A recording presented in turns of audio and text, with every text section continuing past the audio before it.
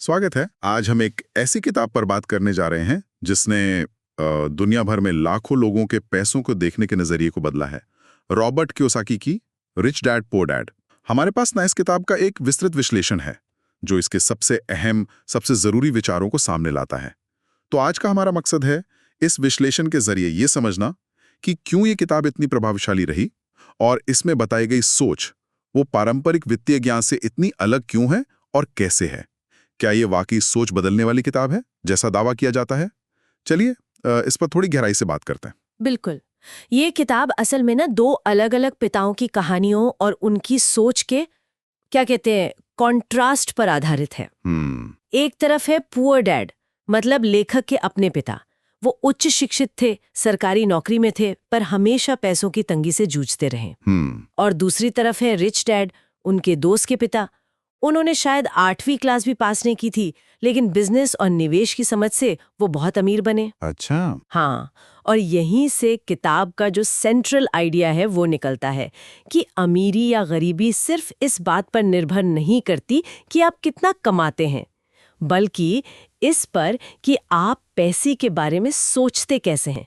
ये किताब सीधे तौर पर हमारी उस कंडीशनिंग को चैलेंज करती है जो हमें स्कूल से, समाज से और शायद अपने परिवार से मिलती है। किताब की सबसे पहली और शायद सबसे मशहूर सीख यही है, अमीर लोग पैसे के लिए काम नहीं करते हैं, पैसा उनके लिए काम करता है।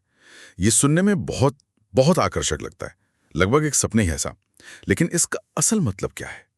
क्या ये सिर्फ एक अच्छी कहावत है या इसके पीछे कोई ठोस विचार है? नहीं, ये सिर्फ कहावत नहीं है, ये एक पूरी सोच का निचोड़ है, यूं समझ लीजिए। देखिए, पारंपरिक रास्ता, जिसे पुअर डैड का रास्ता कहा गया है, वो क्या है? अच्छी पढ़ाई करो, सुरक्षित नौकरी पाओ, खूब मेहनत करो और महीने के अंत में सैलरी का इंतजार करो, है ना? हाँ बिल्कुल, यही सुना है ज्यादातर। हाँ, तो इस मॉडल में आप अपना समय और मेहनत बेचकर पैसा कमाते हैं।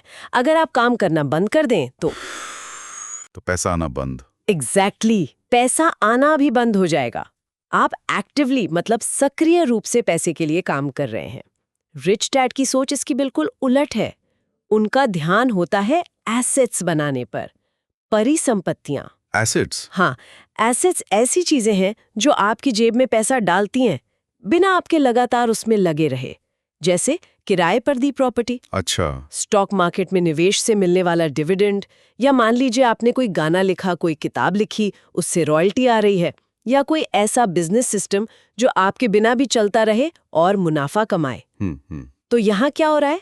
आपका पैसा या आपके द्वारा बनाई गई संपत्ति आपके लिए और पैसा कमा रही हैं। ये पैसिव इनकम का कॉन्सेप्ट है। पैसिव इनकम, निष्क्रिय आय। हाँ, सोच का यही बुनियादी फर्क है और यही वित्तीय स्वतंत्रता की नींव रखता है। और यहीं पर वो वित्तीय शिक्षा वाली बात आ जाती है जो आपने कहा कि पारंपरिक सिस्टम में अक्सर गायब रहती है। विश्लेषण भी इसी तरफ इशारा करता है। बिल्कुल सही। किताब का एक बहुत बड़ा जोर इसी बात पर है। हमारी शिक्षा प्रणाली हमें अच्छा कर्मचारी या प्रोफेशनल बनना तो सिखाती है, लेकिन पैसे का मैनेजमेंट करना, उसे निवेश करना और फाइनेंशियली इंडिपेंडेंट, मतलब वित्तीय रूप से स्वतंत्र बनना नहीं सिखाती। कियोसाकी कहते हैं कि असली वित्तीय ज्ञान, जिसे वो फाइनेंशियल लिटरेसी कहते हैं, फाइनेंशियल लिटरेसी, हाँ, वो स्कूलों और कॉलेजों में नहीं मिलती। वो बाहर की दुनिया में अनुभव से या खुद सीखकर हासिल होती है। अब ये शिक्षा किस बारे में है? ये समझने के बारे में कि पैसा कैसे काम करता है, अलग अलग तरह के निवेश क्या हैं, real estate, stock, bond, business, अर्थव्यवस्था कैसे चलती है, टैक्स के नियम क्या हैं, और सबसे महत्वपूर्ण एसेट्स यानी संपत्ति और लायबिलिटीज यानी देनदारी के बीच का फर्क समझना। ये प्रैक्टिकल ज्ञान है, अकादमिक नहीं। किताब कहती है कि इस ज्ञान के बिना ज्यादा कमाई भी आपको अमीर नहीं बना सकती, क्योंकि आप शायद उस पैसे को गलत जगह लगाते रहेंगे। एसेट्स और लायबिलिटीज, ये शायद किताब का सबसे ज्यादा सुना जाने वाला कॉन्सेप्ट है ना? मतलब जिसने भी किताब पढ़ी है वो उसकी बात जरूर करता है। विश्लेषण भी इसे सरल बताता है, लेकिन क्या ये वाकई इतना सीधा है? कभी कभी असल जिंदगी में फर्क करना मुश्किल हो जाता है। जैसे अपना घर, क्या वो एसेट है या लायबिलिटी? ये बहुत अच्छा सवाल है और ये दिखाता है कि कॉन्सेप्ट सरल होते हुए भी व्यवहार में पेचीदा हो सकता है। किताब की परिभाषा वैसे बहुत स्पष्ट है। एसेट यानी संपत्ति, कोई भी चीज जो आपकी जेब में पैसा डालती है, आपकी आय बढ़ाती है। और लायबिलिटी यानी देनदारी, कोई भी चीज जो आपकी जेब से पैसा निकालती है, आपके खर्चे बढ़ाती है। ठीक है, सीधा है। हाँ, अब आपके सवाल पे आते हैं, घर। पारंपरिक सोच क्या कहती है? अपना घर सबसे बड़ा एसेट है। लेकिन रिच डैड के नजरिए से देखें तो जिस घर में आप खुद रहते हैं, जिसका आप लोन चुका रहे हैं, मेंटेनेंस भर रहे हैं, प्रॉपर्टी टैक्स दे रहे हैं, वो असल में आपकी जेब से पैसा निकाल रहा है, डाल नहीं रहा। तो इस परिभाषा के अनुसार वो एक लायबिलिटी है। ओह, ये तो सोचने वाली बात है। मतलब मेरा घर लायबिलिटी है। हाँ, अगर आप उसमें खुद रह रहे हैं और उससे कोई इनकम नहीं हो रही। हाँ, अगर आपने वही घर किराए पर दिया होता और उससे आने वाला किराया आपके लोन और खर्चों से ज्यादा होता, तब वो एक एसेट बन जाता। अच्छा, मतलब इस्तेमाल पर निर्भर करता है। बिल्कुल, मुद्दा सिर्फ चीज का नहीं, उसके इस्तेमाल का और उससे होने वाले कैश फ्लो का है।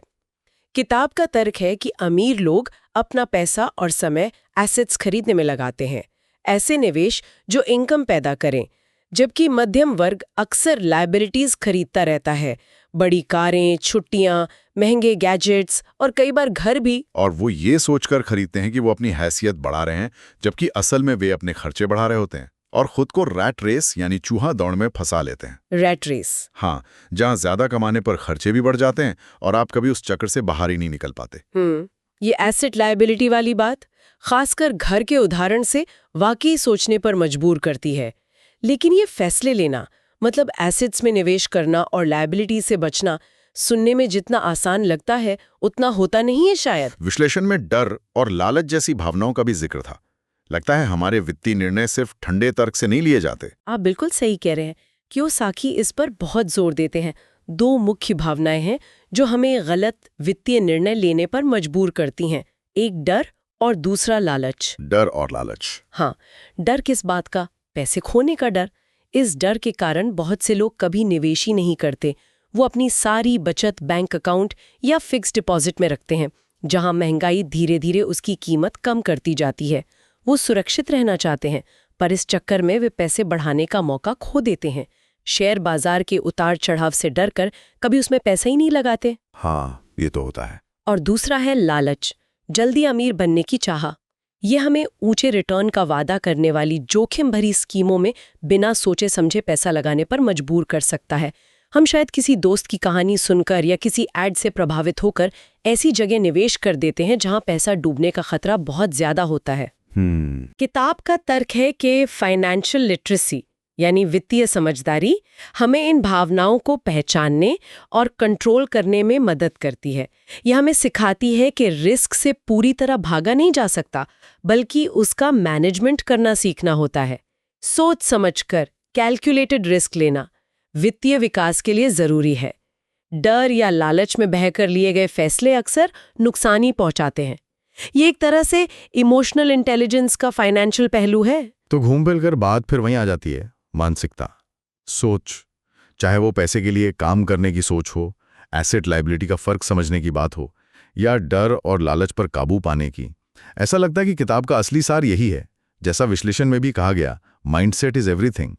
सब कुछ सोच पर निर्भर करता है। बिल्कुल, यही रिच डैड के दर्शन का केंद्र बिंदु है। पैसा सिर्फ मेहनत से नहीं बनता, वो पहले दिमाग में बनता है, आपकी सोच से बनता है।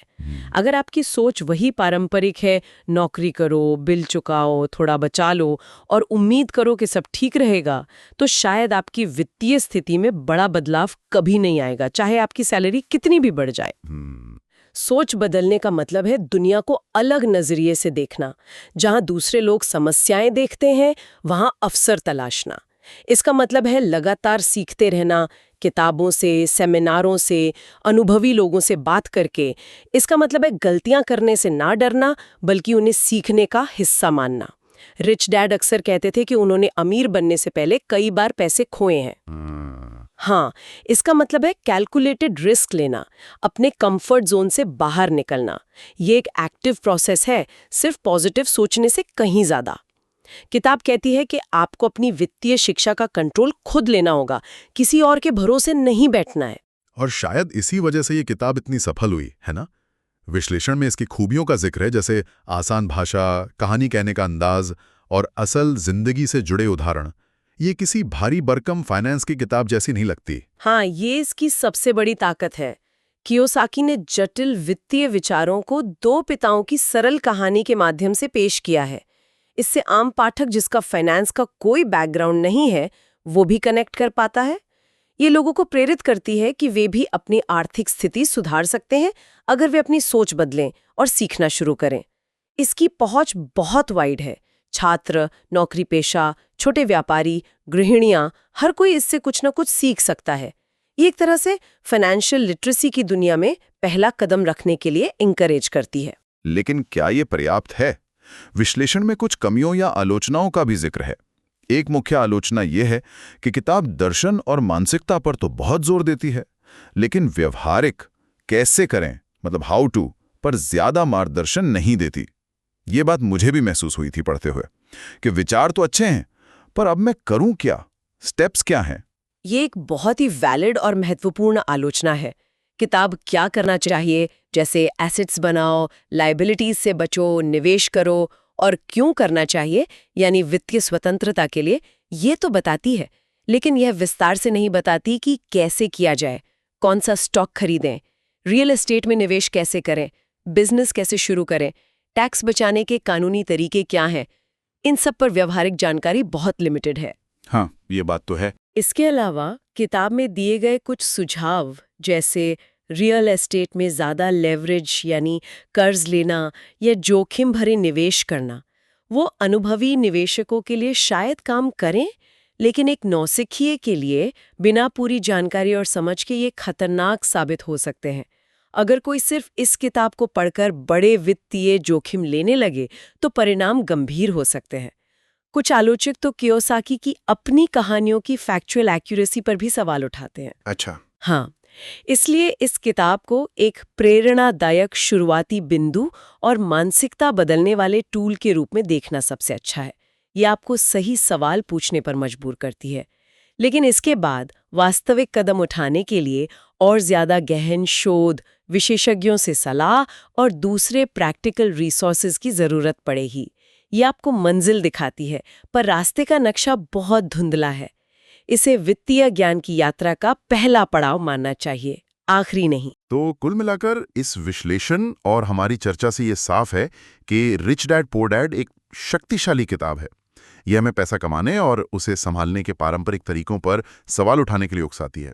ये सिखाती है कि पैसा कमाना शायद हुनर हो, पर उसे बढ़ाना और अपने लिए काम पर लगाना वो एक अलग ही कला और विज्ञान है, जिसके मूल में सोच का बदलाव है। बिल्कुल सही कहा आपने। यह किताब खासकर उन लोगों के लिए आंखें खोलने वाली हो सकती है जो सुरक्षित नौकरी, बचत, रिटायरमेंट वाले पारंपरिक रास्ते को ही एकमात्र विकल्प मानते आए हैं। यह हमें सोचने पर मजबूर करती है कि क्या पैसे के बारे में हमने जो कुछ सीखा है वो हमारी भलाई के लिए है या हमें किसी सिस्टम में बनाए रखने के लिए है।